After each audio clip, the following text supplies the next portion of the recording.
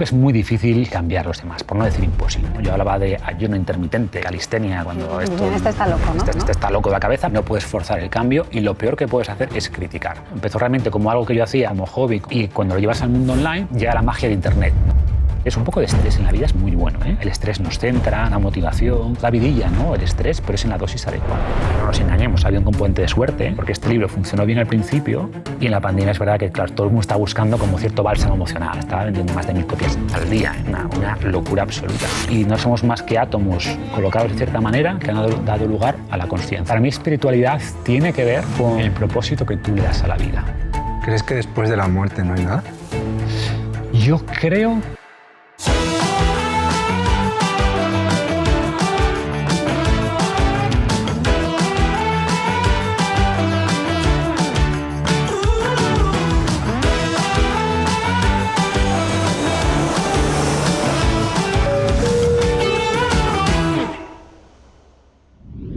Bueno, Borja, hoy estoy especialmente contenta porque tenemos un invitado que me hace mucha ilusión, porque lo llevo siguiendo muchísimos años, he leído sus libros, los podcasts, y hoy que está aquí Marcos Vázquez, a mí me hace muchísima ilusión. A mí también, nos hace mucha ilusión a los dos. Además, yo no sabía que era de Gijón, con lo cual es una doble sorpresa. Que sois casi vecinos. Prácticamente, estamos a 1 kilómetro y hemos quedado kilómetros de mi casa. En empezar a entrenar juntos ahora por las mañanas. Exacto. ¿Cómo estás, Marcos? Muy bien, encantado de estar como todos aquí, de verdad. Me Gracias por alegro. invitarme. A mí me gusta empezar preguntando, ¿no? Porque siempre nos vamos a lo que estás haciendo, emprendiendo, ¿no? En el presente, vámonos al pasado. ¿Cómo era Marcos de pequeño?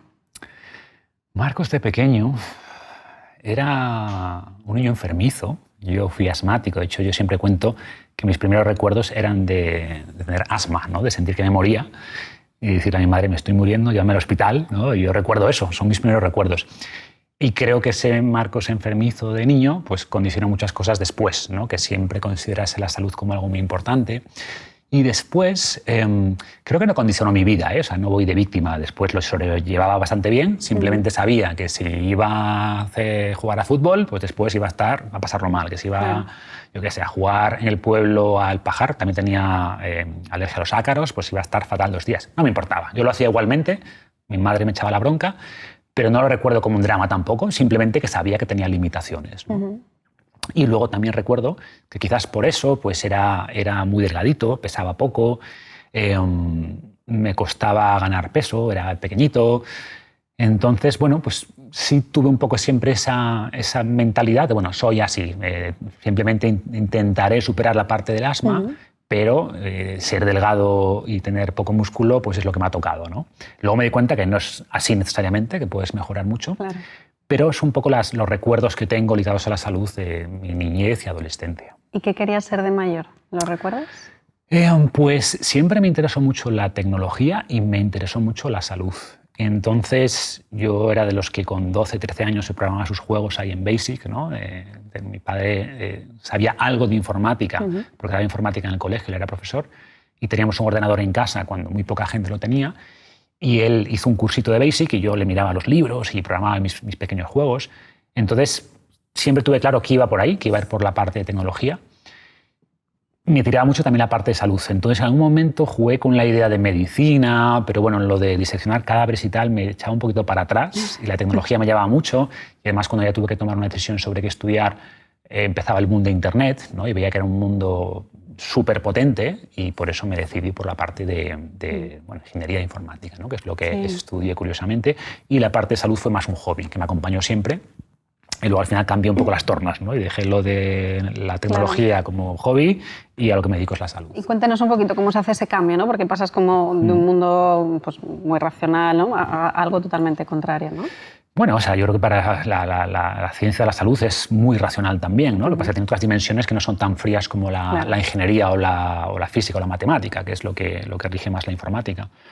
Pero por el lado corporativo, o sea, vamos a decir así, laboral, pues estuve haciendo consultoría, mundo corporativo a tope. Era socio de una empresa de consultoría, una empresa grande de consultoría, y eso era lo que me dedicaba, y la salud era pues mi hobby, ¿no? Yo ayudaba, hacía dietas a mis compañeros, les ayudaba a ganar masa muscular o a perder peso, ¿ya?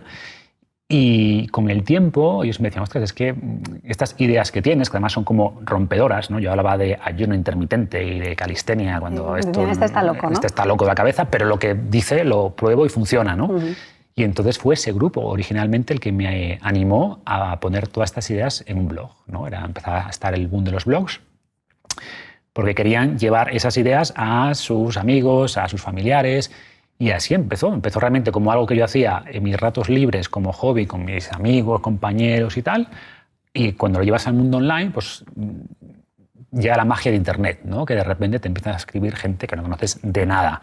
Y ves que el blog empieza a tener 1000 visitas al mes, y 10.000, y 100.000, y después superó el 1.000.000. Claro, de gente que no conocías de nada, que estaba muy agradecida de lo que aprendía y de cómo eso mejoraba su salud. Entonces yo tenía esta dualidad. Por un lado estaba ya aburrido del mundo corporativo, ¿no? Y lo que hacía después como hobby me llenaba mucho más, me producía mucha más satisfacción, y ahí empecé a jugar con la idea de, oye, ¿y si puedo salir de esto y dedicarme a lo que realmente me gusta, ¿no? Fue un proceso que fue de unos años, pero finalmente se vendió la empresa de consultoría y yo pude dedicarme 100% a lo que realmente me gustaba. ¿Y qué fue lo primero que monetizaste? Porque por un lado subiste, ¿no?, como información pública, sí, ¿no? Lo primero que moneticé básicamente fueron donaciones. Yo tenía un blog que simplemente subía información y tenía el típico botón de donar, ¿no? Que no esperaba, que eso me lo propuso un amigo. ¿Por qué no pones un botón de donar? Y yo, ¿quién va a donar dinero a esto? ¿Sabes? Claro. Pero bueno, vamos a ponerlo. Donar, PayPal. Y resulta que casi todos los días, cuando ya el blog tenía 500.000, 800.000 visitas, casi todos los días alguien donaba 20 euros, 10 euros, 5 euros. Y me acuerdo de una persona que me donó 250 euros. Yo, 250 euros, pero que se habrá equivocado, quería poner 25 y tal. Y luego me escribió como que realmente me envió una foto de antes. Esta era yo antes, este soy yo ahora, realmente me has cambiado la vida. Y claro, yo me daba cuenta, ¿sabes?, de que realmente escribiendo tus ideas, empujado por tus compañeros, empiezas a transformar la vida de gente que no conoces de absolutamente nada. Y eso me parecía tan enriquecedor a nivel personal que aunque fuera poco dinero, ¿no? Igual hablo de pues, pocos cientos de euros al mes, realmente lo empecé a monetizar después cuando saqué el primer infoproducto, que ese primer infoproducto, que era desencadenado, que era un programa para entrenar con el propio cuerpo, y desencadenarse de las máquinas del gimnasio y todo esto, tenía el eslogan de huye del gimnasio, escapa del gimnasio, el mundo es tu gimnasio. Y era una especie de prueba, ¿no? O sea, realmente ¿se puede vivir de esto? O sea, realmente si tengo un infoproducto... Porque claro, ahora todo esto que estamos hablando es súper evidente, pero claro, hace 12 años... ¿Ya tenías cuando empezaste a ganar esos primeros euros? Pues esto fue en el 2011, pues tendría 35. ¿Y cuánto llevabas? O sea, ¿qué tiempo pasó entre que empezaste el blog y entendiste que podías ganar un poco de pasta? Un año.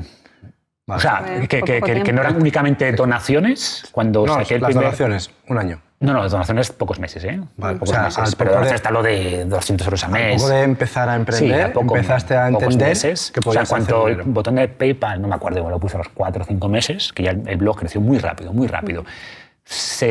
Había muy poco contenido en habla hispana de salud que no fueran las cosas evidentes, claro, las pionero, vitaminas de las frutas. No, yo escribía cosas más profundas, más científicas. Y todo ese conocimiento que decías que tus compañeros te decían que ponías porque era innovador, ¿de dónde te viene? O sea, ¿que empezaste a experimentar con 15 años o...? No, más tarde. O sea, yo siempre estuve conectado con el mundo de la salud. Leía muchos libros, revistas... De serie, ¿no? Sí, siempre leyendo.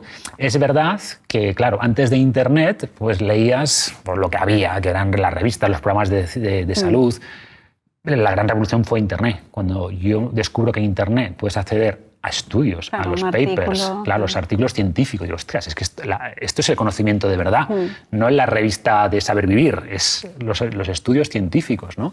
Y me daba cuenta además que muchos profesionales de la salud, nutricionistas, médicos, entrenadores, sabían lo que les enseñaban en la carrera, que está muy bien, que es muy importante, pero hay una brecha importante también entre lo que aprenden en la carrera y lo que dice la ciencia, ¿no? Y lo rápido que va la ciencia. Claro, cambiando. Y sabemos que entre que sale un estudio o una serie de estudios que confirman algo o que apuntan a que esto realmente funciona y que eso pasa a ser parte de unas guías clínicas o incluso parte del material de la universidad, pasan 15, 20 años. Y ya está desfasado. Y ya está desfasado, ¿no? ¿Cuánto influyó toda esa parte del asma que has contado? ¿Cuánto te duró? ¿Cuánto influyó en que tú dijeses, ostras, como no tengo una buena salud de pequeño y dices que sientes eso, empiezo a... Yo estoy casi seguro, no te sabría decir, pero estoy casi seguro que si yo no hubiera tenido ese problema, no hubiera tenido este interés que tuve desde pequeño por la salud y, por tanto, esto nunca hubiera salido. Estoy casi seguro. Gracias al asma, de alguna manera, ¿no? Gracias al asma... Yo esto siempre le digo a la gente, tengo una enfermedad, intenta sacar algo positivo, ¿no? Que esto es muy estoico, el amor fati, vale, esto no es bueno que tengas asma, pero hay algo positivo que puede salir de eso y en mi caso, por supuesto. O sea, este proyecto, con altísima probabilidad, no existiría si no fuera por esa enfermedad de pequeño, ¿no? O sea, ¿el asma sigue? El asma con la adolescencia se redujo mucho, pero siempre estuvo ahí, ¿no? Siempre yo ataques tuve muchos, pero lo notaba claramente, que si mis hábitos eran, cuanto más cuidaba mis hábitos, menos ataques. Y si había una época donde me descuidaba más ataques. O sea, con lo cual se retroalimentaba, ¿no? Todo ese conocimiento que querías tener sobre salud para estar mejor. Sí, sí. Y, a ver, el asma no tiene... A ver, allí se sabe un poco de él, pero seguimos todavía 40 y pico años después sin saber muy bien de qué viene el asma, si tiene un componente autoinmune, sabemos muy poquito. Es una enfermedad que no tiene una solución como tal, pero yo aseguro que los buenos hábitos ayudan mucho. No digo que lo curen, pero ayudan mucho. Claro. Yo tengo una gata que le falta un ojo. Es ibicenca, todo esto es real. La encontré en Ibiza y me la traje aquí a Gijón. Y de repente empezó a tener asma, tosía. Y la veterinaria me dijeron que con células madre, sacándole sangre y se le podía curar. Le pincharon 2 veces y se le quitó. Sí. Bueno, yo creo que en personas no se sabe eso. No lo probéis en casa con vuestros gatos. Exacto, que no en casa se curó el asma. Sí, a ver, lo normal en la mayor parte de los niños que tienen asma, después en la adolescencia se les quita o se reduce mucho. Lo normal es eso, ¿no? Sí. Y luego hay personas que nunca se quita de todo y que siempre van, pues eso, ahí con el respirador, ¿no? El nebulizador. En mi caso, hace más de 15 años que no uso nada y no tengo ningún problema y entreno bastante. No sé si estoy curado. Yo, desde luego, limita cero, ninguna. No, ninguna. Es probable que me haya afectado a nivel pulmonar. Por ejemplo, yo tengo un V2 max, antes hablábamos de la importancia del V2 max, que es un poquito más bajo de lo que debería ser. Y seguramente esto es suposición mía, tiene algo que ver con una infancia asmática, ¿no? Que al final los pulmones se pueden haber afectado algo.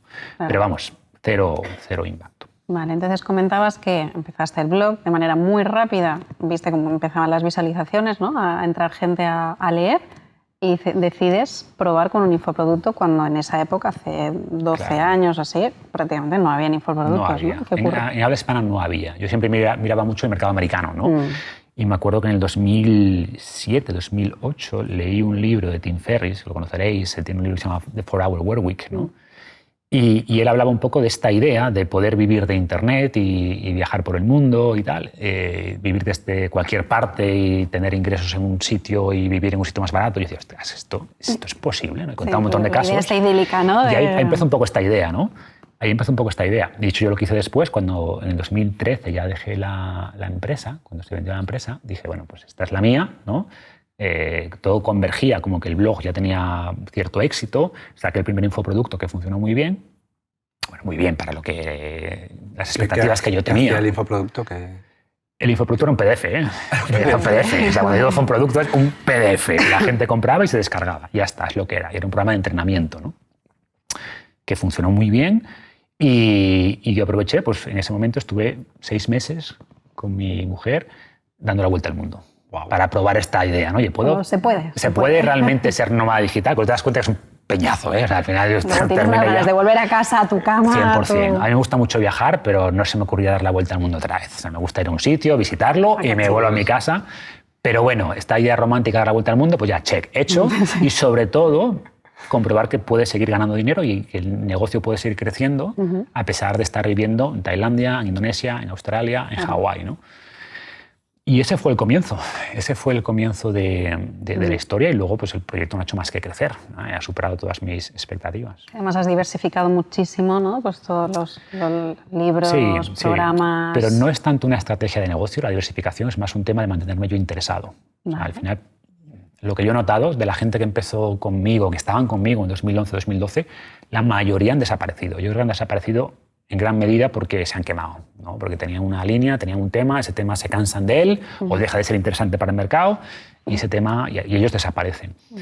Y yo he intentado siempre crear un proyecto que a pesar del nombre, de fitness y tal, es una excusa para perseguir mis intereses, ¿no? Entonces mis intereses van cambiando y las cosas que hace 10 años me llamaban, pues ahora ya no me llaman tanto, claro. Pero hay cosas que me interesan. Y intentar que mi audiencia, o sea, mi enfoque siempre ha sido, si esto a mí me interesa, seguramente hay gente que también. O sea, si me interesa y me ha ayudado en mi vida personal, seguramente hay mucha gente a la que estas ideas le pueden interesar. Oye, ¿cuáles son las líneas de negocio que tienes activas?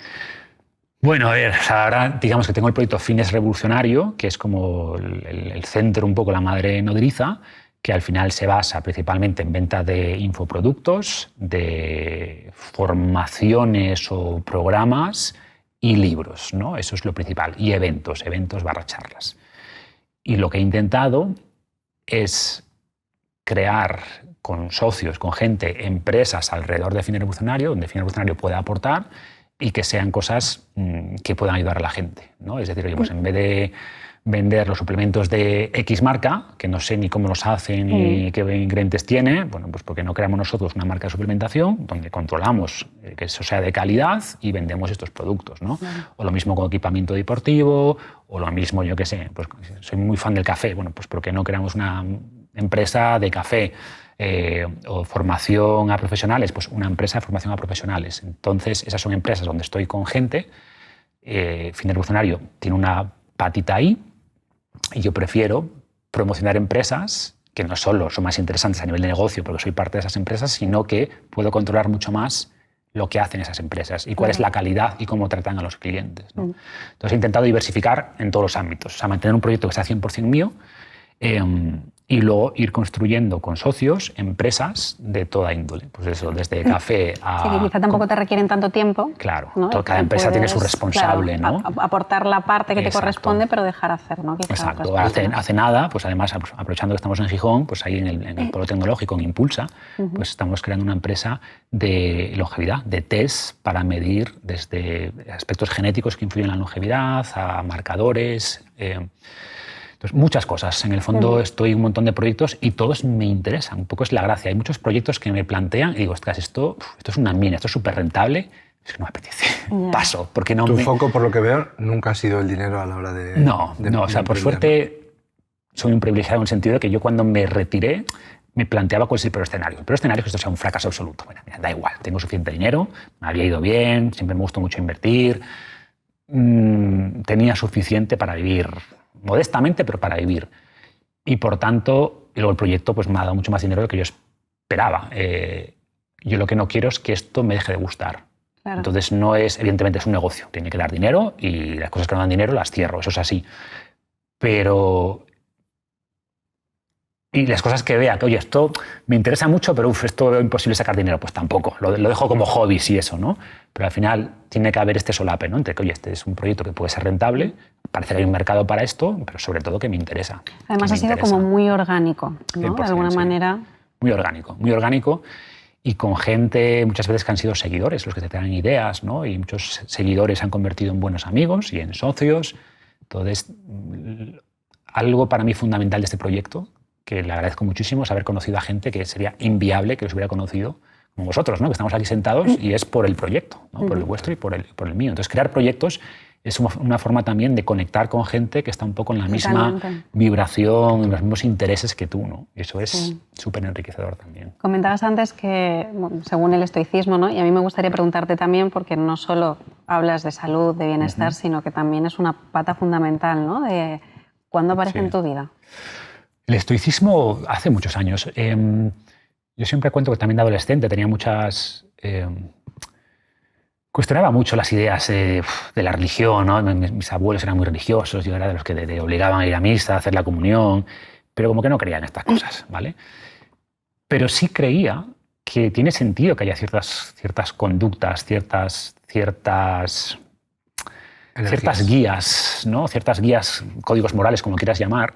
Y por eso pues leía mucho de filosofía en general, ¿no? Leía, yo qué sé, de budismo, de zen, de filosofías clásicas, leía a Aristóteles, a Sócrates, ¿eh? Esto me gustaba. Y es paradójico porque yo en el instituto la filosofía, como me la enseñaban, me parecía un tostón, sí, un tostón. Totalmente. Pero luego ver un poco las bases y las ideas principales me gustaba, ¿no? Esta parte un poquito más, intentar sacar las ideas prácticas. Pero fue sobre todo, es verdad que fue cuando empecé a trabajar, ¿no? Cuando estabas ya en el mundo corporativo y te dabas cuenta de que la gente que mejor le iba y que yo más admiraba no era necesariamente la gente más inteligente, sino la gente que era capaz de... que tenía un buen carácter, en el sentido de que era capaz de mantenerse racional en reuniones complicadas, cómo reaccionaban cuando había una crisis, ¿no? Cuando se borraba la base de datos del cliente, bueno, pues cómo yo observaba a la gente, ¿no? El que se ponía a gritar y a dar voces y el que decía, hostia, venga, vamos a pensar, que ha ocurrido esto, la pizarra, vamos a hacer tal, plan, acción. O sea, yo a esa gente la admiraba, ¿no? Y decía, o sea, yo quiero ser así. O sea, este es un poco lo que, en cierta parte, yo creo que era así, también en parte por eso creo que me fue bien profesionalmente, pero quería desarrollar esas capacidades, ¿no? Y luego me daba cuenta de que, coño, es algo que decía Epicteto, que decía Séneca en esta situación, ¿no? Que hubiera hecho Marco Aurelio cuando se le borraba la base de datos, el equivalente de hace 2000 años, ¿no? Cuando los germanos superaban ahí la frontera. Y entonces empecé a darme cuenta de que esas ideas estoicas, filosóficas en general, pues estas que no eran pajas mentales, como las que estudiábamos en filosofía, que eran cosas muy etéreas que aportaban poco valor. Nada pragmático, ¿no? Claro. Y ahí un poco mi interés por desarrollar todo esto. Y luego cuando empecé con el proyecto de salud, pues también me di cuenta de que mucha gente no tenía resultados precisamente porque no tenía esta base de mentalidad, ¿no? Claro. Y ahí que ya en el 2013, 2014, empecé a meter algunos conceptos de filosofía / estoicismo en el blog, a un artículo, y veía que la gente respondía bien a este tipo de cosas, ¿no? Y luego me frustraba que la gente comprase un programa y no hiciese nada con él, o empezase 2 semanas y lo dejase. Y por eso empecé a pensar en dedicarle más tiempo a escribir sobre estas ideas, que creo que podían ayudar a mucha gente, ¿no? Que en su momento, pues cuando decía la gente, estoy escribiendo sobre filosofía estoica, esto estás loco. Queremos que hables de salud y de entrenamiento, déjate de rollos. No. Y curiosamente, el libro Invicto pues, ha cobrado vida propia. Y mucha gente me conoce únicamente por Libro Invicto. Sí. O me conocen por Invicto. Ah, que tienes un proyecto. Ah, Final Profesional tienes también un proyecto de salud. ¿No? Sí, pero para ellos soy el de Invicto, ¿no? ¿Qué tiene este libro para ti que haya triunfado tanto? A ver, yo creo que yo lo que intento hacer siempre con este libro también es que sea el libro que a mí me hubiera gustado leer cuando empecé con el estoicismo. Porque yo leía a Marco Aurelio, a Séneca, y a ver, veía... Era como que rollo, hostia, me gusta esta idea. Rollo, esta idea me gusta, ¿no? Pero era como que tenías que buscar entre mucho fango, mucho barro, esas pequeñas joyitas, ¿no?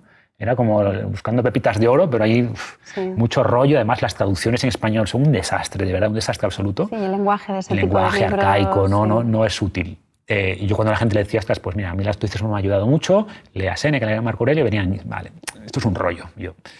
Sí, es un poco rollo, ¿no? Si no tienes una base previa. Claro. Y yo luego leí un libro que es de Pierre Hadot, que es La ciudad del interior, que es un rollo también, ¿eh? Pero me ayudó a entender mucho mejor a Marco Aurelio. Después de leer a Pierre Hadot, volví a leer Meditaciones. Ostras, ahora entiendo mucho mejor por qué Marco Aurelio empieza un capítulo entero agradeciendo a su madre y lo que admira de su padre. Empiezas a entender mucho mejor a Marco Aurelio, ¿no? Yo quería hacer algo así, como La ciudad del interior, pero mucho más sintético y concreto. Yo creo que ha sido una de las cosas que ha marcado la diferencia de que llegues a tantísima gente, y es hacerlo difícil y denso, muy comprensible para la gente que no tiene ese conocimiento quizá previo, ¿no? Total. He intentado eso, ¿eh? O sea, creo que en parte tengo cierta habilidad. Yo era incluso cuando era junior en consultoría, era el que llevaban a explicar cosas complejas a los clientes, ¿no? Venía con la pizarra. O sea, creo que tengo cierta habilidad para sintetizar ideas y luego, por supuesto, lo vas mejorando con el tiempo. Claro. Y no nos engañemos, había un componente de suerte, porque este libro funcionó bien al principio, pero luego llegó la pandemia, lo saqué un poquito antes de la pandemia, y en la pandemia es verdad que, claro, todo el mundo está buscando como cierto bálsamo emocional, ¿no? Y gente famosa en televisión, hablando de Invicto, y hubo un boom, ¿no? 100%. O sea, Invicto en días de pandemia estaba vendiendo más de 1000 copias al día, ¿eh? Una locura absoluta. Uno de los principios de los que hablas en el libro es el coraje, ¿no? De hacer las cosas a pesar del miedo. ¿Hay algo que a ti te dé miedo a día de hoy? Muchas cosas. ¿Lo que más miedo te da? Lo que más miedo me da, bueno, evidentemente, quitando las cosas, enfermedades y muertes y todo esto, que es quizás lo que más miedo te da, y la pérdida de seres queridos, ¿no? Ese tipo de cosas me dan mucho miedo. Y luego más, en el día a día, yo, por ejemplo, yo soy tímido, yo soy introvertido, y a mí los entornos sociales me dan, a ver, no miedo, pero es incomodidad, ¿no? Es incomodidad. Y para mí, incluso esto, o sea, incluso con toda la experiencia que tengo, yo antes de una grabación siempre estoy un poquito ansioso, ¿no?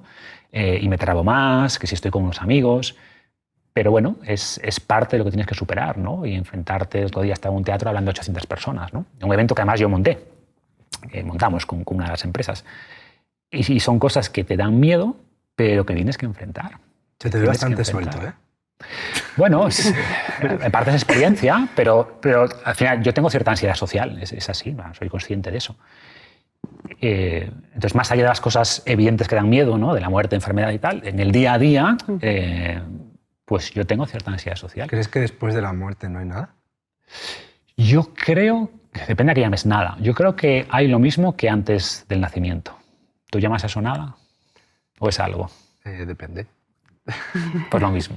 No, porque te he escuchado en la charla, ¿no? Hablar de espiritualidad y has dicho que todos somos uno. Ajá. Entonces me he quedado con qué opina Marcos sobre eso. Es que para mí espiritualidad tiene que ver con el propósito que tú le das a la vida, ¿no? O sea, si lo pensamos fríamente desde un punto de vista puramente racional, pues no somos más que monos dando vueltas en una roca que por puro azar, mi visión, que por puro azar están dando una serie de reacciones químicas y no somos más que átomos colocados de cierta manera que han dado lugar a la consciencia. ¿Tú crees que el propósito todo este que has tenido tú o que tiene cualquier persona viene completamente del azar? Yo creo que viene del azar en gran medida. O sea, hay una parte de azar, por supuesto, y luego tenemos, que esto es un debate filosófico, ¿existe el libre albedrío o no existe? Hay gente que opina literalmente que no existe. Pensadores como Sam Harris o Robert Sapolsky dicen no existe el libre albedrío porque todo es causa de algo. Y por tanto, cualquier cosa que tú hagas, como levantar la mano, es porque ha habido algo, una reacción química que ha habido antes y puedes ir hacia atrás, hacia el Big Bang. Entonces, todo es causa de algo, ¿no? Eso elimina el libre albedrío. Pero para mí es un debate vacío en el sentido de que, aunque fuera cierto que no existe el libre albedrío, no podemos vivir como si no existiera. Que conecta con lo que te decía antes. Aunque no haya ningún propósito en este universo, y yo creo que no existe ningún propósito, no puedes vivir sin propósito. Tú tienes que crearte tu propósito. Tienes que crearte una narrativa de tu vida que tenga sentido, aunque sea un engaño. Y para mí la espiritualidad es eso. Es qué narrativa me creo sobre mí mismo, sobre mi conexión con los demás, sobre mi aporte a este mundo, el tiempo que esté vivo, ya veremos qué hay después. Y para mí la parte espiritual es eso, es que tú creas algo, creas un significado donde solo hay un universo indiferente. Y esa es la parte que controlamos, entre comillas, controlamos, ¿no? Y mi visión de la espiritualidad va por aquí. No es mística, no es del más allá, de paranormal. No creo en esas cosas, pero sí creo en esa capacidad que tenemos de diseñar un propósito para nuestras vidas, ¿no? ¿Y cuál es tu propósito de vida?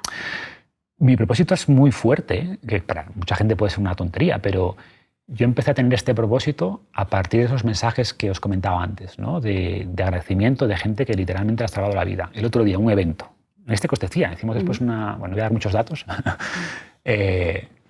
un evento un poquito más privado y tal, y había una persona que después de la comida se me acercó con el libro Invicto y dice, bueno, yo estoy aquí porque que sepas que sin ti no estaría aquí.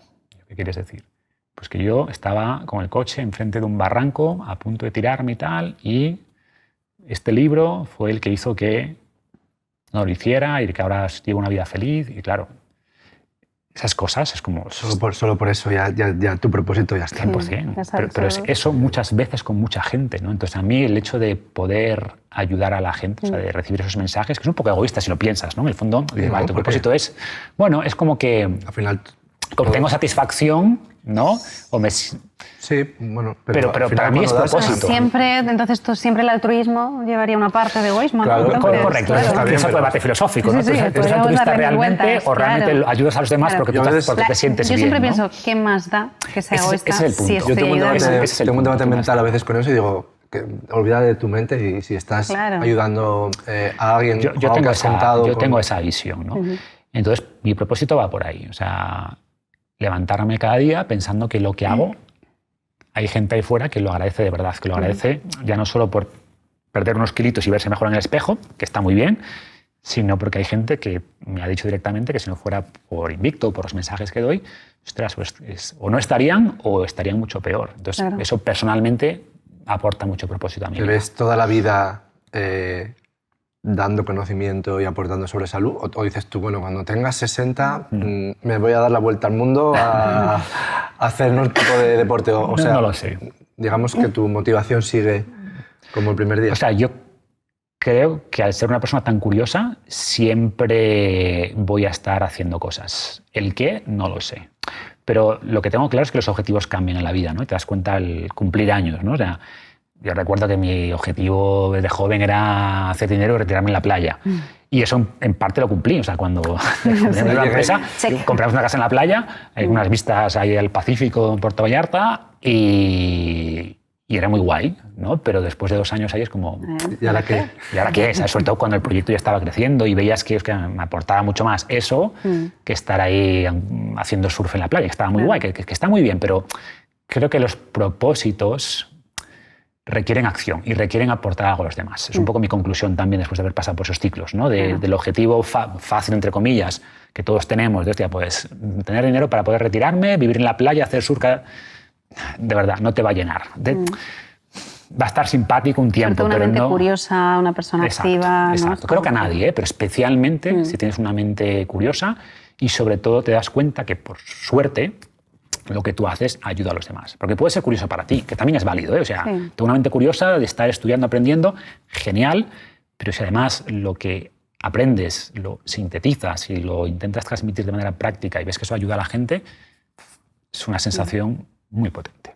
Hablabas de la gratificación, ¿no? De alguien que no conoces de nada, te diga que le has cambiado la vida. Pero ¿qué pasa con la gente de a tu alrededor? No sé si te ocurre. Claro, tú eres tan consciente del daño que puede hacer el sedentarismo, la mala alimentación. ¿Tienes a gente cercana a la que aprecias, amigos, familiares, que no hacen nada? Sí, 100%. ¿Y cómo lo gestionas? Además dicen esto de que nadie es profeta en su patria, pues esto es 100%, ¿no? En el sentido que quien te conoce de siempre, pues tú no eres el divulgador, eres Marcos de siempre, ¿sabes? ¿Qué lecciones le vas a dar, no? Y, a ver, respondiendo a esa pregunta de manera más general, porque mucha gente me lo dice, o sea, yo he cambiado mi vida y veo que mi pareja no, o que mis padres no me hacen ni caso y sí que les vendría súper bien un cambio, digo que es muy difícil poder cambiar los demás, por no decir imposible. O sea, al final tiene que haber cierta inquietud de cada persona, ¿no? Y no puedes forzar el cambio y lo peor que puedes hacer es criticar, porque cuando tú empujas tienes una fuerza opuesta de la misma magnitud. Que ni lo intentas, ¿no? Directamente, o sí. Con mucha mano izquierda. O sea, lo que no puedes hacer es criticar. ¿No? Sabes que eso es fatal, sabes que no puedes tomar tanta azúcar, sabes que eso rara vez funciona y normalmente genera el efecto opuesto, ¿no? Lo que puedes hacer, por supuesto, es dar ejemplo, y esperar un poco esos momentos donde la gente, con el tiempo, no todo el mundo, o sea, no puedes salvar a todo el mundo y tienes que reconocerlo, ni a la gente que más quieres, a veces especialmente a la gente que más quieres. Pero muchas veces, cuando tú vas sembrando, tirando semillitas, pues muchas germinan, no todas. Algunas la come un pájaro, otras se mueren, pero alguna germina, ¿no? Y gente de repente, y esto me ha pasado, ¿no? Gente que veías que caso perdido, nada que hacer, de repente... ¿Y eso que decías de la creatina? ¿Y eso que decías de la calistenia? ¿Y puedo hacer en casa estos 10 minutos? Y ves que poco a poco no van a transformar su vida, pero bueno, por lo menos... a poco que hagan, o sea, ves que han mejorado y ves que realmente han enganchado. Dicen esto de que cuando el alumno está listo aparece el maestro, es decir, tú das la información, siembras esas semillitas o tiras esas semillas y puede ser que un momento dado, por un susto, por una analítica complicada, por una muerte de alguien, ¿no? O sea, de repente, ostras, les cambia el exacto, chip. ese es el momento, el disparador que hace que empiecen a preocuparse de verdad y a tomar acción, ¿no? Entonces puedes poner estas ideas en la gente de la cabeza, o sea, en la cabeza de la gente, pero no puedes hacer que esas semillas germinen. Simplemente puedes un poco... Primero, echar las semillas y luego quizás, bueno, un poquito de agua de vez en cuando, pero no depende de ti de manera muy sutil y no generando... Sí, es un proceso porque todos hemos pasado, ¿no? Hasta que la otra persona no quiere que le ayudes. Claro. No. Es imposible, lo único que puedes hacer es dar ejemplo y ver que algún día, yo creo que hoy nos ha dado una charla a todos los trabajos de Sirocco y seguro que alguno... Mira, yo me he quedado con lo de la creatina, que la tengo en casa, pero te he dicho antes, oye... que es lo menos importante de lo que hemos hablado, pero... Bueno, pero sí, pequeñas cositas, ¿no? Me pasa como a ti que quiero engordar y me cuesta, ¿no? Y pues 2 tips dices tú, vale, igual haces un clic un día y ves que hay resultados. Claro. Y... Yo he pasado por fases. Al principio, cuando empecé, hace 10 años empecé a estudiar MDR, que para mí fue una revolución, y todo el mundo, tienes que hacer terapia, ¿no? Y al final es como, bueno, cada uno que viva su proceso. Para ti, ¿quiénes serían tus maestros, esas personas de las que más te encanta aprender? Tengo tantísimas y muchas son anónimas. Quiero decir que al final, como decía antes, mis principales aprendizajes han venido de leer papers de investigadores, de personas que nadie conoce, ¿no? Sí. Y lo bueno de estas personas es que son muy accesibles. Como no son figuras mediáticas, claro. Yo les escribía, o sea, muchas veces porque no tenía el estudio completo, no tenía los datos, claro. No entendía ciertas cosas, o antes de poner yo un artículo digo, oye, a ver si lo estoy entendiendo bien, conectas con esta gente y muchos te responden, porque son gente de universidad que igual tienen 8 correos al día o 20 correos. Siempre pensamos que todo el mundo es inaccesible. ¿no? Y entonces de estas personas, y son cientos literalmente, he aprendido mucho.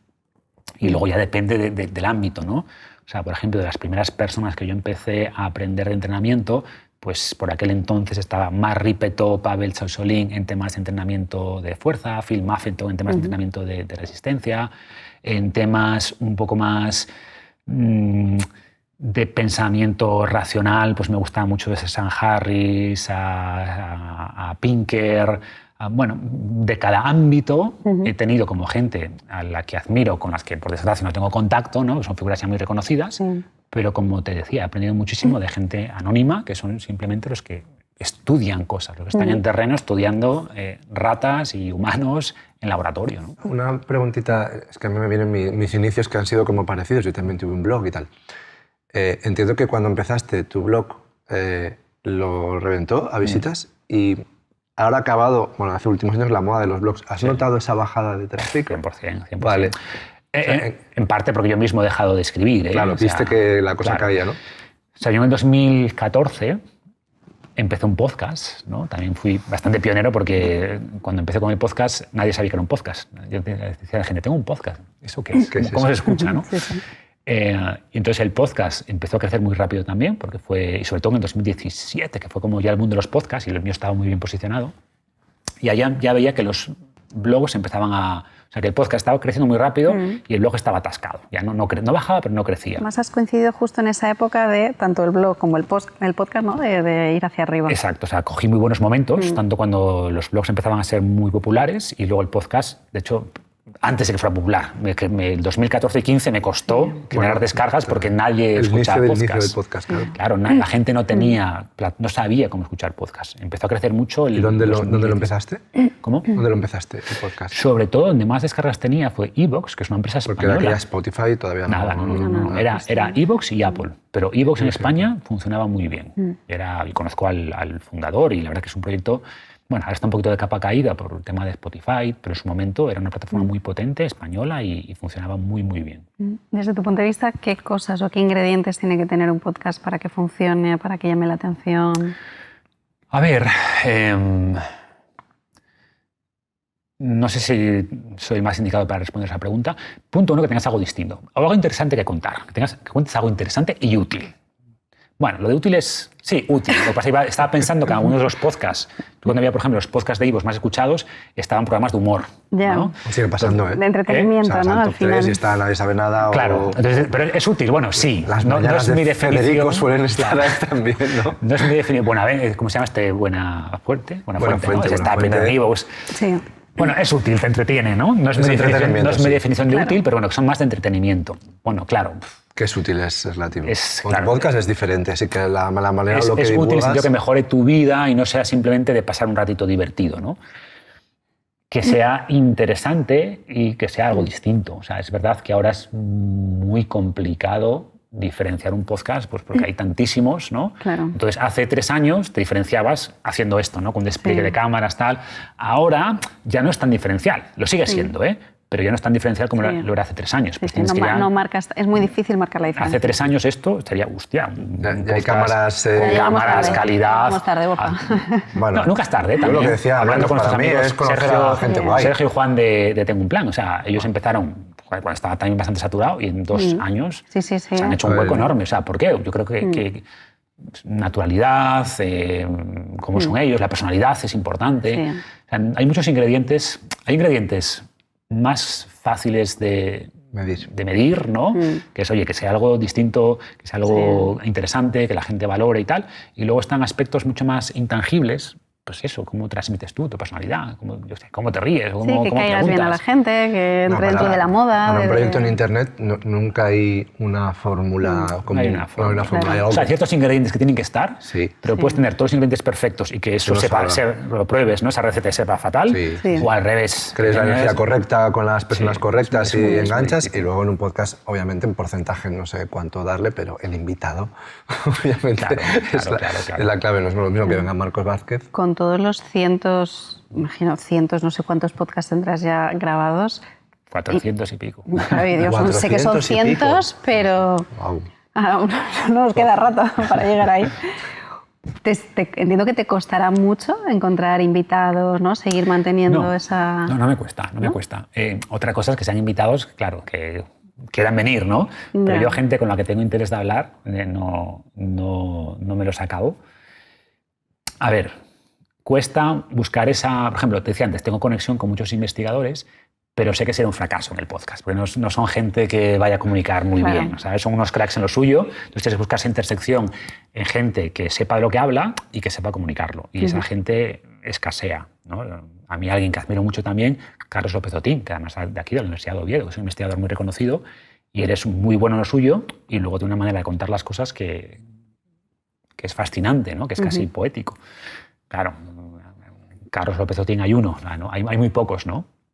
Pero bueno, hay mucha gente con muchas cosas que contar, y además lo interesante es que a medida que conectas con alguien, esa persona te presenta a otra persona, y lo Se van bonito de abriendo esto, puertas. claro, lo bonito de esto es que es una forma fantástica de conectar con gente. Conectar con gente muy interesante y muy famosa, que no voy a decir nombres, pero gente que Ya hace no años te dirías, imaginarías, ¿no? No me imaginaría, pero jamás en la vida.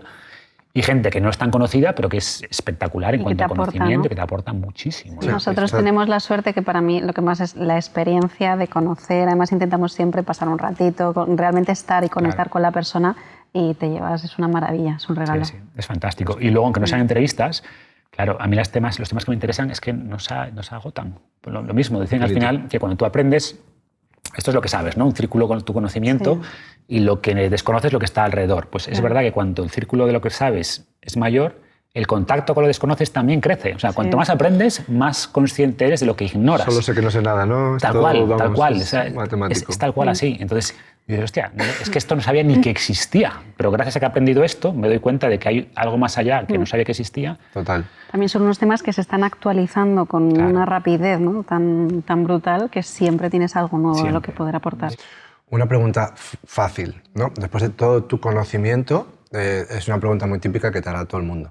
Pero, rutina de Marcos diaria en cuanto a alimentación y en entrenamiento, hora levantarse, horas de sueño y consejos, tips, los típicos de me levanto. A ver, yo te lo cuento, he ido pero cambiando. siempre cuento esto, claro, la gente dice, pero es que eres tú que vives en tu casa y que no tienes hijos. Y entonces, claro, lo que yo te diga Bueno, es tú lo que di yo lo que a ti hago. te sirve, Exacto. claro, Pero está bien, puede inspirar a la gente. Exacto. Puede inspirar, pero a veces noto que ha generado el efecto opuesto, ¿no? Bueno, Como si hay que son polémica, tantas cosas. bien también. No, en el sentido de que la gente, claro, porque tú puedes, porque no sé qué. Yo es que no tengo tiempo. Y yo, no. Bueno, ¿Tú pero- qué tiempo tienes? Haz lo que tú puedas hacer. Marcos, ¿vale? estábamos hablando antes que nos dan igual los comentarios. No, pero es un poco para que la gente... Ahora, es como advertencia, antes de contar mi rutina, Vale. que nadie piense que si no puede hacer mi rutina, entonces no hago nada, ¿vale? Cualquier cosa que hagas te va a ayudar. Advertencia, cualquier rutina es buena. A mí me gusta, por ejemplo, levantarme sin despertador, ¿no? Y hay mucha gente que dice, pues yo no puedo levantar. Bueno, pues tú pon el despertador, pero a mí me gusta que sea mi cuerpo el que me despierte, ¿no? Porque sabemos que hay ciertos ciclos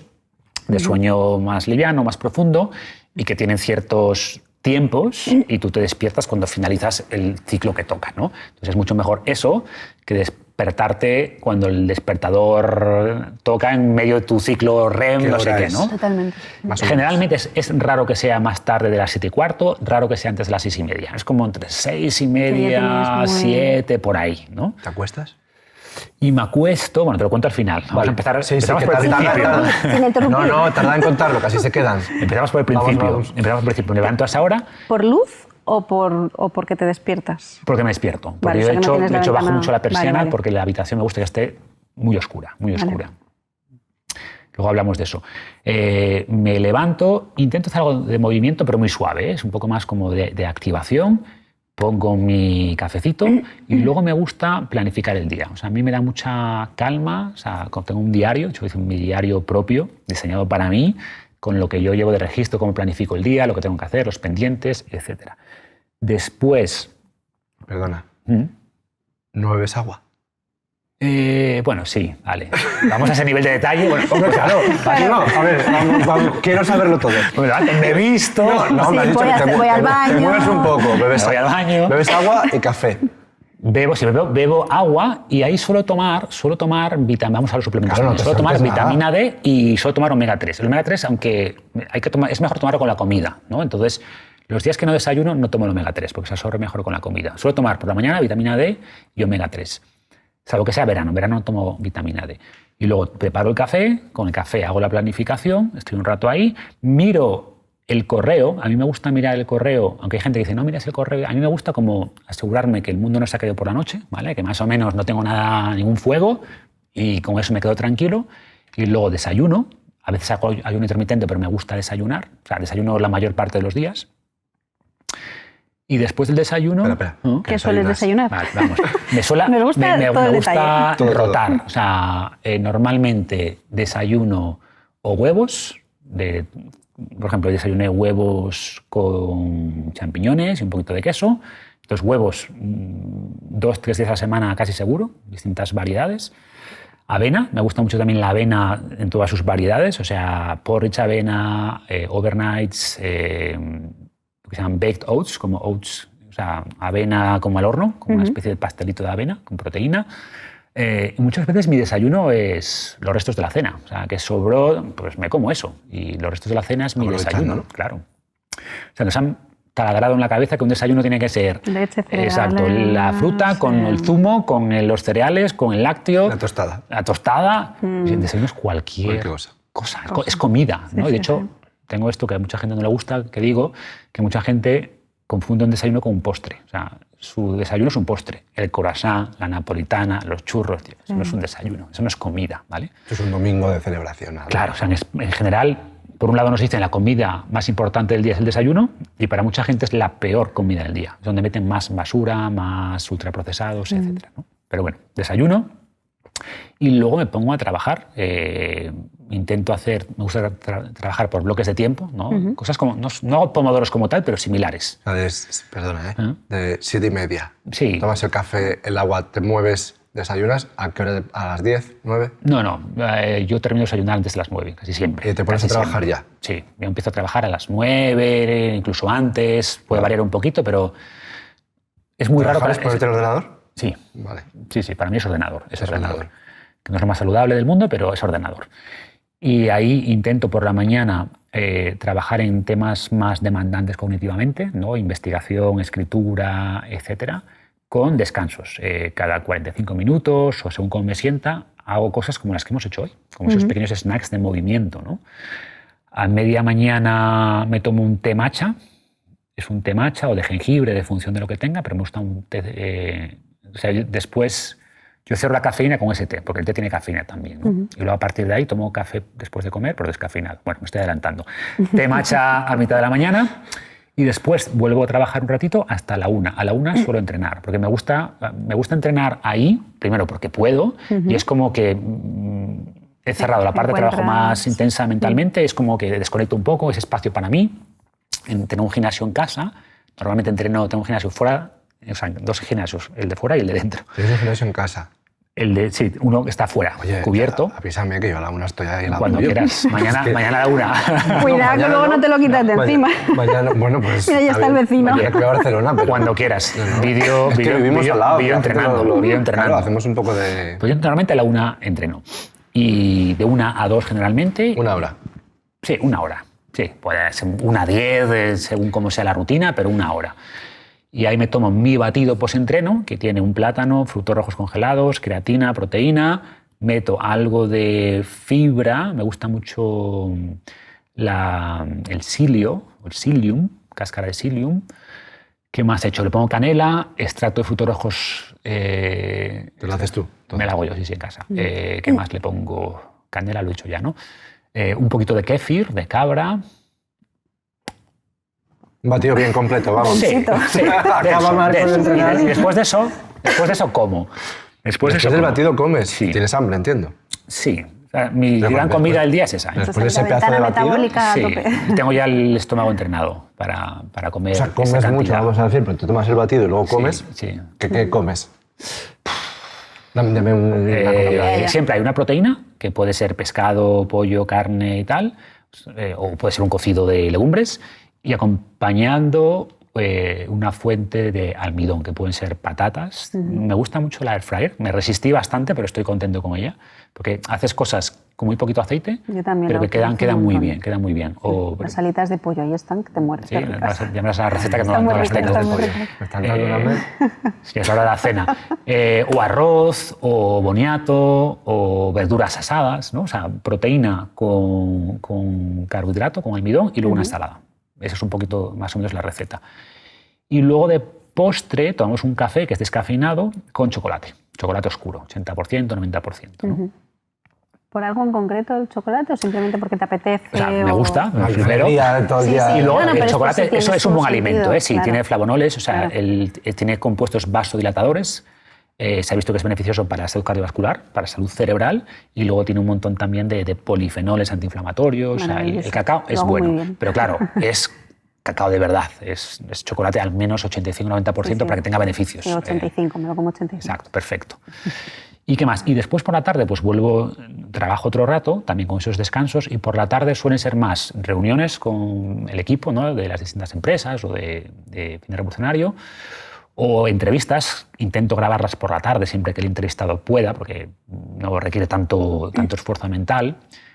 O temas administrativos, pues todo eso suele ser por la tarde. O sea, como que te guardas las mañanas para tu tiempo Sí, de es donde estoy foco. mejor, más centrado, más concentrado, y por la tarde me cuesta. Y yo, por ejemplo, por la noche es imposible. Hay gente que le gusta escribir, yo no. O sea, yo a las 7 dejo de trabajar y por ahí a las 7 y pico cenamos. Y cenamos... Pero espera, no sales de casa. ¿Cómo? No sales de casa. No he salido de casa. He salido de casa para entrenar. Vale, sales de A casa veces, para- a veces, después de comer, una vuelta muy rápida O por sea, yo fuera. en cualquier momento te pico y vas a estar. ¿Cuánta alta probabilidad? Sobre todo a la 1 me vas a pillar entrenando. No, yo... De hecho, vas a arrepentir, en mi Marcos, casa... yo lo voy a digo. preparar la rutina para ir a En mi petar. casa Ya verás vuelvo... tú. Voy en Se bici, va a hacer- tengo una bici Se va a eléctrica. hacer el no te va a contestar. Exacto. Va a decir, Te voy a ya dar está. otra- ¿Qué se va a hacer en casa, Pero Marcos? entrenas solo. Te vas a divertir conmigo, ya verás. Que sí. Sabes la cantidad de cosas que tengo para contarte. Que ya te tengo ahí agendado. El que quizás no vuelva seas tú, y te voy a meter caña. Pero Mira, igual es vamos a buena verlo, vamos a estrategia, es verlo. buena No, estrategia. bueno, ya ves, tengo ganas de engordar. Pero así. es verdad que salgo de casa, o sea, lo bueno, salgo mucho de casa, pero el jardín, por el tema también que no he comentado, que vamos a tocar ahora por la parte del descanso, es muy importante que nos dé la luz natural durante el día, idealmente por la mañana, para sincronizar los ritmos circadianos. Se ha publicado un estudio súper interesante hace pocas semanas que evaluaba el porcentaje de tiempo que pasaba la gente en exteriores o luminosidad por la mañana y por la noche, y es súper claro, que había muchos estudios antes, que más luminosidad por la mañana se asocia a menos mortalidad y más luminosidad por la noche a más mortalidad, además bastante marcado. O sea, los ritmos circadianos es un tema súper interesante. Ahí vamos a llegar ahora. Pero salgo de casa al jardín, pero igual yo hasta las 7 de la tarde no salgo de la puerta hacia la calle. Muchos días no. Igual voy al supermercado. Pero si no es por algo, o reuniones o tal, Y estás tan muchos a días gusto yo no en casa salgo y tan contento, exacto, ¿no? y tan feliz. A las 7 cenamos temprano y solemos, mientras cenamos, ver algo de Netflix, ver alguna cosa, y terminamos de cenar a las 8, por decir algo, y ahí es cuando salimos. Y podemos caminar 1 hora, hora y pico, ¿no? Es la ¿Por aquí vuelta por dónde caminas? ¿Por aquí por el Somío? Sí, por Somío tenemos más o menos varios circuitos, todo pues a Yo me zona. lo hago por la mañana, que claro, si no nos vamos a encontrar. Claro, a la 1 nos encontramos, a la 1 para entrenar. A mí me gusta, como por la mañana me encuentro mejor creativamente, Aprovechar intento el- toda la parte más de movimiento dejarla hacia la tarde. Tengo ese break de 1 hora, que yo entre serie y serie camino, y corro un poquito. O sea, yo puedo llegar con 5.000 pasos al final del día. 5.000, Sin 6.000. salir de casa es bastante complicado. Tenemos escaleras, subo, bajo mucho. O sea, Yo también, hago muchos snacks de movimiento, ¿no? Claro. Y entonces puedo llegar con unos 5.000 pasos al 5.000, 6.000, y luego con esa vuelta, no siempre, pero casi siempre pasamos de los 10.000 Eso lo controlas con el... con- con el Fitbit. A ver, al final yo creo que cada uno, y hablando en serio, tienen que encontrar su 100%, rutina, ¿no? Yo, por ejemplo, eso... el paseo que me doy por la mañana es como recargador. Yo doy un paseíto por aquí, me siento en un banco, medito, vuelvo a casa y es como que ya estoy. Sí, sí. A eso me refiero, ¿no? Que yo cuento lo que hago, pero para que nadie piense que si yo digo que entreno a la 1, entonces es mejor entrenar a la 1. Claro. No, es mejor para mí. Bueno, pero tú entiendes que a la gente que es un poco referencia en salud y deporte, como que le gusta saber al que igual le cuesta o y tal. Por eso quiero aclarar las cosas que yo hago, las que son importantes, ¿no? Por ejemplo, exponer salud artificial, a luz natural, por la mañana es importante. O sea, tiene su lógica que pasemos más tiempo fuera por la mañana. Y después de dar la vuelta, que puede ser 9:30, intento ya, cero pantallas, bajar luz. Tengo estos, lo decíamos antes de empezar a grabar, luces rojas en casa para minimizar la inhibición de melatonina. O sea, la luz artificial tiene varios problemas. Uno de ellos es que por la noche reduce la melatonina, que es la hormona que nos ayuda a descansar. Que no solo nos ayuda a descansar, que es anticancerígena, antiinflamatoria, etc. Y ahí lo dedico, sobre todo a leer hasta las 10:30, 11, que me voy a la cama. Intento meditar ahí, antes de irme a la cama, pero reconozco que es lo que más me cuesta. De todos los hábitos, es el que... ¿Por qué crees que es el que más te cuesta? Primero, porque me cuesta sentarme a meditar. Te lo voy a llevar yo conmigo para la mañana.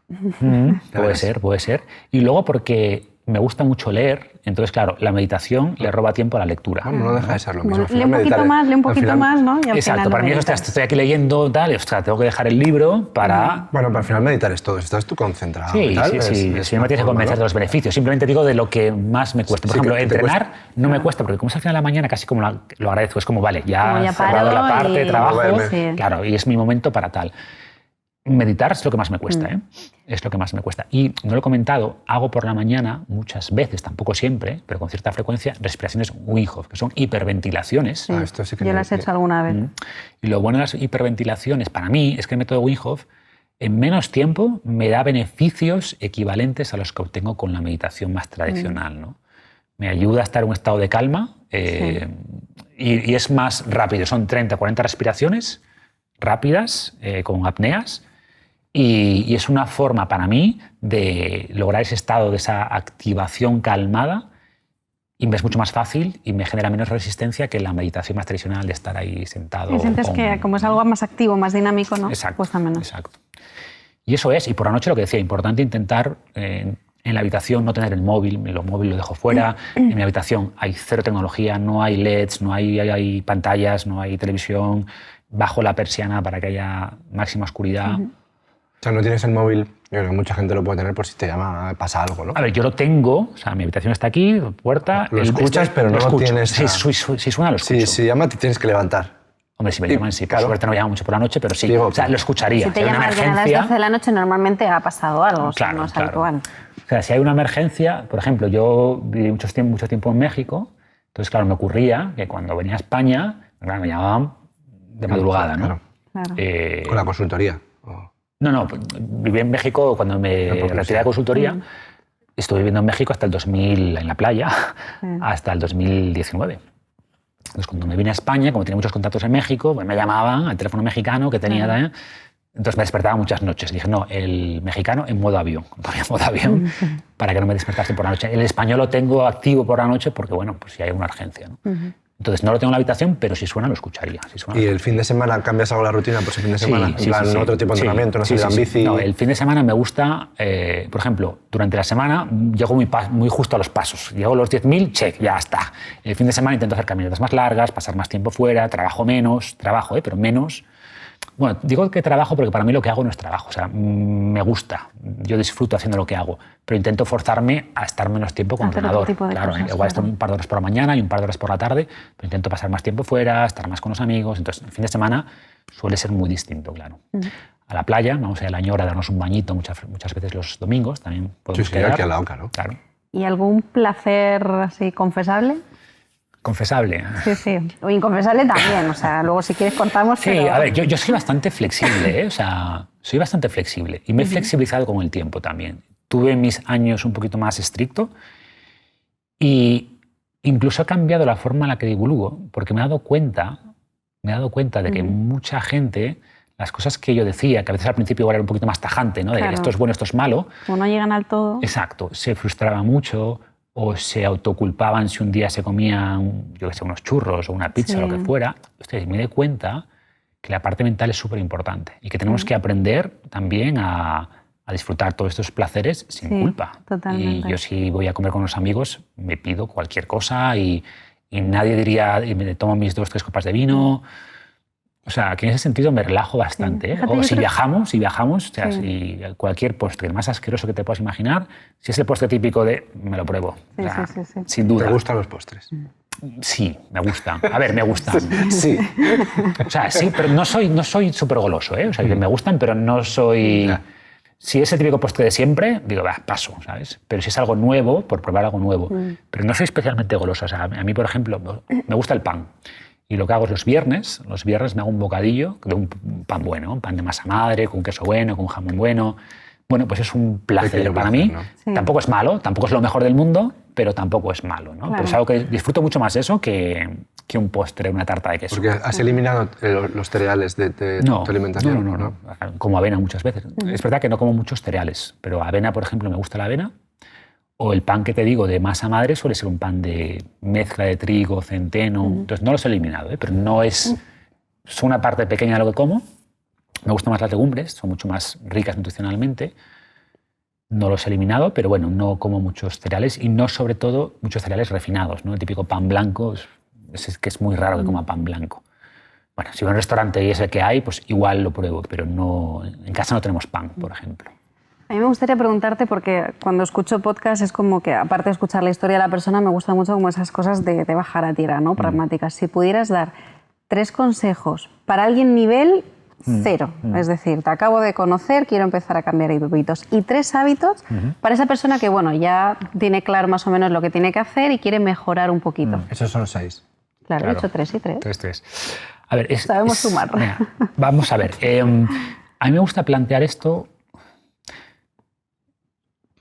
en el sentido de que me gusta analizar cuál es el punto débil de la persona, ¿no? O sea, al final, por ejemplo, hay un hábito que todo el mundo, que es ejercicio. Sí, Y evidentemente, pues cuanto incuestionable, más cualquier nivel, de más. cualquier manera. Pero también es verdad que te encuentras gente, sobre todo gente un poquito más avanzada, que roba tiempo al descanso y que se levanta a las 5 de la mañana para correr el triatlón de no sé qué, y diría, mira, tu salud mejoraría si haces menos ejercicio y duermes un poco más. Descansas, claro. Entonces hay que ver cuál es el punto en el que está la persona y cuál es el eslabón más débil de su cadena de salud, ¿no? Claro. Entonces por eso no me gustan mucho las recetas universales, pero claro, una persona que no hace nada, Claro. diría, mira, lo que más, o sea, que no come bien, ni duerme suficiente, ni hace ejercicio, sí creo que el primer paso sería el ejercicio. ¿Por qué? Porque el ejercicio suele generar un efecto cascada o de círculo virtuoso, ¿no?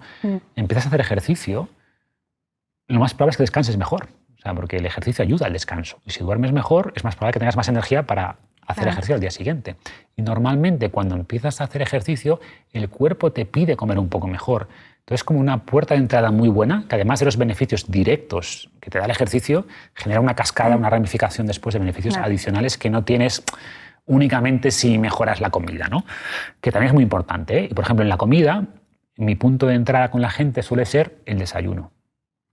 Por 2 motivos. Punto 1, es la peor comida para mucha gente y por tanto, si digo, cuéntame cuál es tu desayuno. No, pues ahí en el bar, el croissant, vale. Un buen punto de partida. Tenemos mucho que mejorar. Exacto, un buen punto de partida es mejor el desayuno. Y además es lo primero que te metes en el cuerpo en el día. Por tanto, va a tener más impacto en tu día a día que la cena, que ya es como al final del día, ¿no? Si empiezas con un buen desayuno, que tienes la proteína, las grasas saludables, pues vas a estar mejor, vas a controlar mejor la glucemia, vas a tener más energía más estable. El desayuno es importante en este sentido. Iría por ahí. Luego hay personas que más avanzadas, lo que te decía, que ves, oye, come súper bien, tomo suplementos, hago 2 horas de ejercicio al día, pero claro, estoy por las noches pensando en el muy típico del mundo corporativo, ¿no? En la reunión, currando ahí con el laptop, no miro a nadie aquí hasta las 12 de la noche. ¿Quién te ha dicho a ti que yo te levanto a las 12? Yo te he dicho que me levanto muy pronto, no que esté por la noche con el ordenador. Antes sí, ¿eh? ¿Eh? Sí, ahora ya no. Vale, pues no mira a nadie entonces, realmente. Y que luego además por la noche les cuesta dormir porque están pensando en los proyectos, en los pendientes, y en todo esto, ¿no? Entonces, vale, pues lo que más te va a ayudar, Estrés, ¿no? claro, es Esta reduce la parte de actividad estrés. física, dedica un poquito más de tiempo a ese punto de calma, de meditación, no hace falta que hagas 2 horas de entrenamiento al día y lo que más te va a ayudar a ti es esta parte, ¿no? De higiene del sueño, trabajo más mental, de bajar revoluciones, reducir el cortisol, el estrés, etc., ¿no? Creo que la gente es poco consciente, ¿no? Quizá del daño que hace el estrés muchísimo. a largo plazo. Mucho. O sea, el estrés puntual es interesante, ¿eh? El estrés, un poco de estrés en la vida es muy bueno, ¿eh? Sí. Necesitamos un poquito de energía, el estrés nos centra, nos da motivación, pero claro, cuando el estrés supera tu capacidad de adaptación, es malo. O sea, tenemos que verlo como, a mí me gusta verlo como un cubo, donde tenemos estresores que van echando agua por encima, ¿no? Y ese cubo es tu capacidad de tolerar el estrés. Y esa capacidad se puede desarrollar. Tú puedes aumentar vía cognitiva, o sea, con aspectos mentales, y vía física. Las personas que entrenan gestionan mejor el estrés. Puedes hacer tu cubo más grande, pero al final, si echas mucho agua, ese cubo rebosa. Y eso es cuando rompes, ¿no? Y también puedes hacer agujeros en el cubo y hacer que ese cubo tenga formas de que ese agua, ese estrés se vaya liberando. El ejercicio, de nuevo, el descanso, la parte social, compartir con gente, reduce el estrés, ¿no? Entonces, tienes que regular todo esto. Cuanto más grande el cubo, genial, más estrés puedes soportar. Cuantos más agujeros en el cubo, más estrés puedes liberar. Pero también si tienes una cascada de Niágara ahí arriba, pues al final ese cubo va a rebosar. Entonces tienes que ir jugando con esas variables, pero es bueno tener agua en el cubo. O sea, es bueno un poco que nos da vidilla, ¿no? El estrés, pero es en la dosis adecuada. Y alguien como Marcos, que parece que tiene una mentalidad positiva de gestionar el estrés bien, ¿va a terapia? Aparte ha sido, ¿no? Claro, yo no he ido a terapia.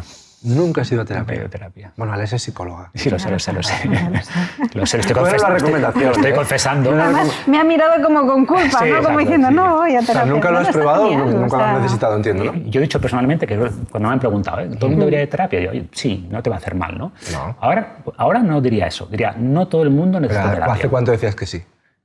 5 años. Vale, ¿qué ha cambiado?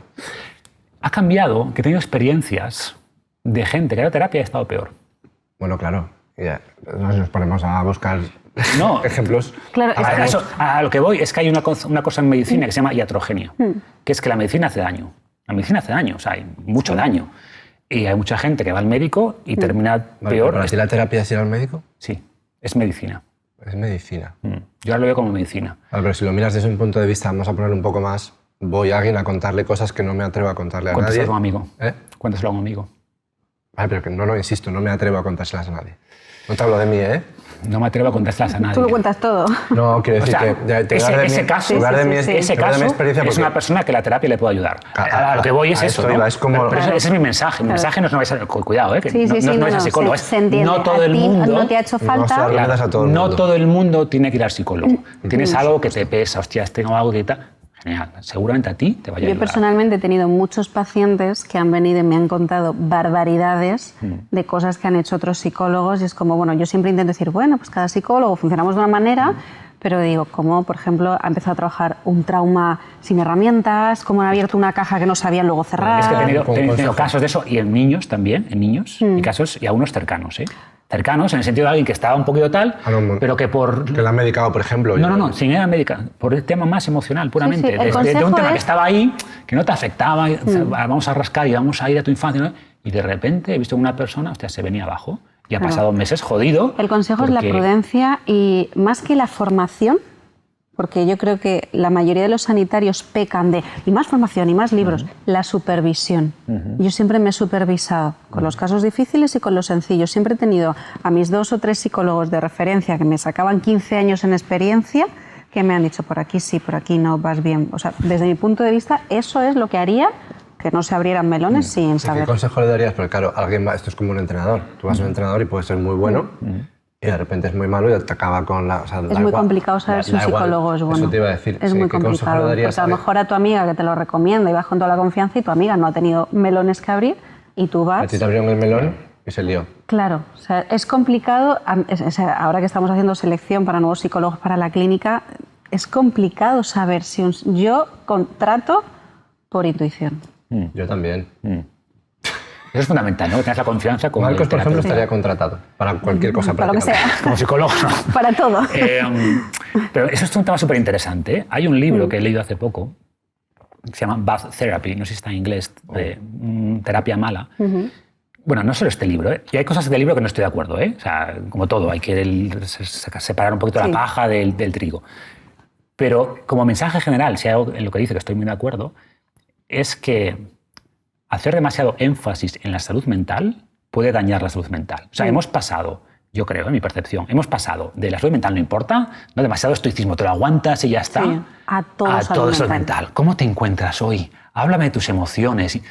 Tío, bueno, pero estás hablando sin haber ido, lo estás como... No, pero no te hablo de psicología, te hablo que se está metiendo esta narrativa de hay una epidemia de salud mental en la gente, de que hay que conectar con las emociones. Y eso también puede ser malo. O sea, tenemos que equilibrar el autoconocimiento también con la autoexigencia de hacer cosas en el mundo. O sea, al final, si tú quieres mejorar la autoconfianza, ¿qué tienes que hacer? Hay dos opciones. Una, voy a hacer aquí delante del espejo, soy el mejor, soy tal, o consigue cosas en el mundo externo. Cuando consigues cosas en el mundo externo, tu confianza mejora, porque estás haciendo cosas, logrando objetivos. Ahí yo tengo que dar... No son excluyentes, ¿eh? Claro, mi toquecito, ¿no? Porque en el libro de Invicto hablas mucho de la terapia cognitivo-conductual, que es cierto que es la que más estudios tiene, ¿no? La que más evidencia científica. Yo, por ejemplo, siento que si yo solo trabajara con la terapia cognitivo-conductual, no podría ayudar a la gente. Yo soy experta en trauma, claro, y entonces es como que yo necesito bajar bajo al barro para poder, pero es cierto que para bajar bajo al barro necesitas muchas herramientas, mucha conciencia y mucha prudencia. Supuesto. Pero mi punto es que hay mucha gente con traumas donde el trabajo de un psicólogo, con todas las herramientas, las cognitivo-conductuales y las que sean, son muy útiles. Pero lo que voy es que cuando hablamos de que todo el mundo, que esto lo he escuchado, todos tenemos microtraumas. Es como, a eso voy, ¿no? A que cuando pensamos que todos estamos mal, que todos necesitamos psicólogo, que hay una epidemia de salud mental, generas una narrativa que puede derivar en que tú estés mal, que tú te generes ese problema, te autosugestionas, o que cuando todo es trauma, nada es trauma. Claro. Como lo mismo con la violencia. Cuando todo es violencia, nada es violencia. No, la violencia es una cosa, ¿vale? No, las palabras no son violencia, el silencio no es violencia. Yo sí que siento que sí que hay mucho microtrauma, pero hay gente muy funcional. Es como, había microtraumas, pero funcionas bien. ¿Pero ¿Para qué es microtrauma? ¿Sabes? Yo lo asocio a las creencias negativas que tenemos. O sea, cada microtrauma te ha generado una creencia negativa que te hace que te comportes de una manera concreta, ¿no? En el presente. Entonces, ¿eres funcional a pesar de que tienes una creencia negativa, que sientes que no eres suficientemente bueno, pero funcionas bien en el mundo? Sí. Pues igual no te... O puede ser que esa creencia de que no eres suficientemente bueno haya sido lo que te ha empujado a lograr cosas importantes en tu vida. Por supuesto. Puede que también, Por supuesto. Por eso digo que dices, pues bueno, no pero tocamos nada. Para mí es muy buena división si eres funcional o no. Ojo, que no quiere decir que si eres funcional no vayas a terapia, ¿eh? Tampoco es el mensaje. O sea, el mensaje no es, no, tienes que estar jodido, tener un trauma. ¿Cuál es el mensaje al final? Mi mensaje macro es, no todo el mundo, desde mi visión, no todo el mundo tiene que ir a terapia. Bueno, por supuesto. Pero es una herramienta más es una muy herramienta valiosa. más que puede ser herramienta útil, ¿no? valiosa, sobre todo cuando tú no eres capaz de gestionar las cosas por tu propia... Exactamente, y que creo que debemos tener cuidado de no pasarnos al extremo con el tema de la salud mental y pensar que todo el mundo tiene problemas de salud mental. Por supuesto. Y que todo el mundo tiene que pasar horas autoconociéndose, autoexplorándose. Y tú comentas un poco que tú puedes ir a terapia, está estupendo, pero igual una cosa tan sencilla como llamar a un amigo y darte un paseo y contarle todo eso te puede ayudar. Igual, y tampoco igual te atreves, ¿no? Este sería el mensaje. Claro, llama a tu amigo, vete a entrenar con Marcos, cuéntale tus historias y igual no te hace falta ir a terapia, ¿no? Claro. Al final la terapia, yo siempre hablo de la caja de herramientas que tenemos para gestionar la vida. Tenemos herramientas que son negativas, como por ejemplo abrir la nevera y atiborrarte algo, y tenemos herramientas que son positivas. Herramientas, millones, desde el deporte, irte a la playa a nadar o coger el teléfono de un amigo o ir a terapia. No, cuantas más herramientas positivas metas en esa caja, mejor vas a gestionar la vida. Y cuando sepas cuándo usar cada una. Correcto. Súper importante. ¿Estás integrándola ya Mucho. Sí, o sea, a ver, mucho. De hecho, hicimos mi hermano es súper especialista en IA, lleva muchos años con ese tema, y él me ayudó mucho también a incluirla, ¿no? En lo que hago, hasta el punto que yo le dije, tío, esto tiene que saberlo todo el mundo. Hicimos un curso de inteligencia artificial súper práctico que funcionó súper bien, se montaron miles de personas. Y el feedback ha sido muy bueno, porque para mí es una herramienta súper potente que la gente en general no conoce, no usa. Mucha gente incluso tiene miedo, ¿no? Y yo, en mi caso, yo trabajo muchísimo con información. Entonces, hay herramientas, y no solo ChatGPT, que es la que más uso, pero tienes, por ejemplo, NotebookLM de Google, que, por ejemplo, para mí, cosas que antes me llevaban horas, literalmente horas, ahora son minutos. Por ejemplo, puedo meterle un montón de papers, quiero la referencia sobre este tema, ¿no? Está en este paper en el apartado. Yo antes eso me leía el paper uno a uno, Claro, para ti subrayando. es un montón de información que te la pueda filtrar. Es una Es cuestión de segundos, ¿sabes? O incluso a partir de esos papers te puede generar un podcast que luego me escucho. Y luego a nivel de evaluar contenido, de darme incluso ideas, ¿no? A nivel de creatividad, que lo veo súper creativo también, hacer cálculos, analizar información, analizar datos. O sea, lo uso muchísimo. Lo utilizas un poco para todo, pero o sea, donde más me ha cambiado la vida es en la parte de papers sin duda es en análisis de información y de conocimiento, sin duda. Luego lo he integrado a muchas más cosas, ¿no? Temas más programáticos, cosas más antes me bajaba un archivo, se lo pasaba a la contable, bueno, ahora todo eso automático. Cosas que yo hacía manuales, abría el Excel, automático en la IA, ¿no? Vale. Pero donde más me ha cambiado la vida, ahí me ahorra unos minutillos, pero donde me ha cambiado la vida es en la parte de análisis de información. Tú que necesitas leer tantísimas... 100%. Claro. Bueno, primero he traído el libro este para que me lo firme Marco. Por supuesto. Había que un rotulador, ¿dónde está? Sí, yo también quiero firmadito, me hace mucha ilusión además. Y además otro de los regalos era poder invitarte al palco del Sporting. Oh, qué bueno. Claro. Pues mil gracias. Además me queda cerquita de casa. Sí, vamos a hacer un día de entrenamiento, comida y luego vamos partido. a hablar del Sporting. Pues ahora sí, mil gracias por este ratito. Se ha adelantado la Navidad. Sí. Sí, oye, además tenemos que acordarnos del Hotel Alirón, ¿no? Sí. Que nos ha dejado dejado hoy el espacio maravilloso, que además. a todo el mundo porque es increíble. Aparte de que es precioso, está aquí en medio de sacar las guitarras y todo esto. Muy bien, un placer, de verdad. Bueno, pues nos vemos en el episodio siguiente. Gracias, Marcos. Un placer.